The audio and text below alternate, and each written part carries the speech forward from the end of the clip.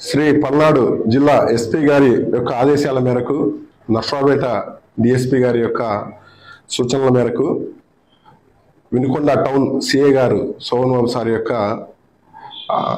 ఆధ్వర్యంలో నిన్న మధ్యాహ్నం 1 గంట సమయంలో సార్కి రాబడిన సమాచారం మేరకు నేను మరియు మా సిబ్బంది రెవెన్యూ వాళ్ళని మీడియేటర్స్గా తీసుకొని మాకు రాబడిన సమాచారం మేరకు మసీదు మాన్యంలో చివరి లైన్లో గంజాయిని అమ్ముతున్నారు అనే ఒక ఇన్ఫర్మేషన్ మీద అక్కడికి వెళ్ళినప్పుడు అక్కడ ఒక జంటు ఒక లేడీని అదుపులో తీసుకోవడం, వాళ్ళ దగ్గర నుంచి ఒక 2 కేజీల గంజాయిని కూడా స్వాధీనం చేసుకోవడం జరిగింది. దాని మీదట శోభన్ బాబు సార్ గారు సిఐ గారు వినుకొండ టౌన్ సిఐ గారు ఇన్వెస్టిగేషన్ చేస్తూ ఉన్నారు. అందులో భాగంగా ఈరోజు అరెస్ట్ పెట్టడం కూడా జరిగింది. మొత్తం కూడా 2 కేజీలు గంజాయి అనేది స్వాధీనం చేసుకుంది. వాళ్ళు ఏంటంటే చిన్న చిన్న ప్యాకెట్స్ చేసుకొని 100 రూపాయల లెక్కన అమ్ముతున్నారు అనేది మాకున్న సమాచారం.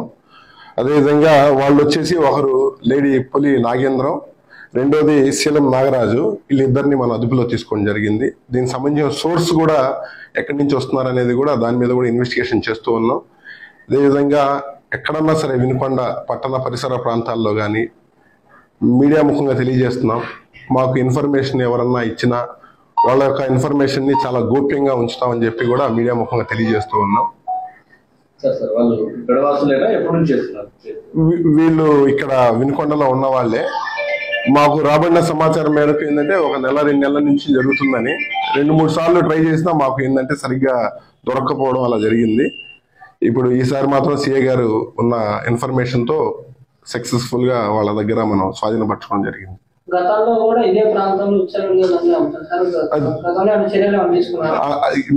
ఇప్పుడు తీసుకున్నాం కాబట్టి ఇంకా మీదట దీని మీద ఇంకా ఫుల్ ఫ్లెడ్జెడ్ గా ఇంకా ఏ చిన్న ఇన్ఫర్మేషన్ ఉన్నా కానీ దీని మీద గట్టిగా చర్య తీసుకుంటామని చెప్పి తెలియజేస్తుంది. మనందరికీ తెలిసిందే, ఇప్పుడు ఈగల్ టీమ్స్ అనేది కూడా ఏర్పాటు చేయడం జరిగింది. ఒక టోల్ ఫ్రీ నెంబర్ కూడా ఈ గంజాయి కానీ మత్తు పదార్థాలకు సంబంధించి నార్కోటిక్స్ మీద కూడా 1972 అనేది టోల్ ఫ్రీ నెంబర్ కూడా పెట్టారు. యువతలో కూడా మోటివేషన్ గా అన్ని కాలేజెస్ లో కూడా ఈగల్ టీమ్స్ ని కూడా ఫామ్ చేయడం జరిగింది. ఎవరైనా సరే సమాచారం అనేది డైరెక్ట్ గా మాకు ఇవ్వడం ఏదైనా ఇబ్బందికరం అనుకున్నా కానీ 1972 ద్వారా కూడా ఇన్ఫర్మేషన్ ఇవ్వచ్చు. అది కూడా అందరికి కూడా తెలియజేయాలని చెప్పి కోరుకుంటున్నాను.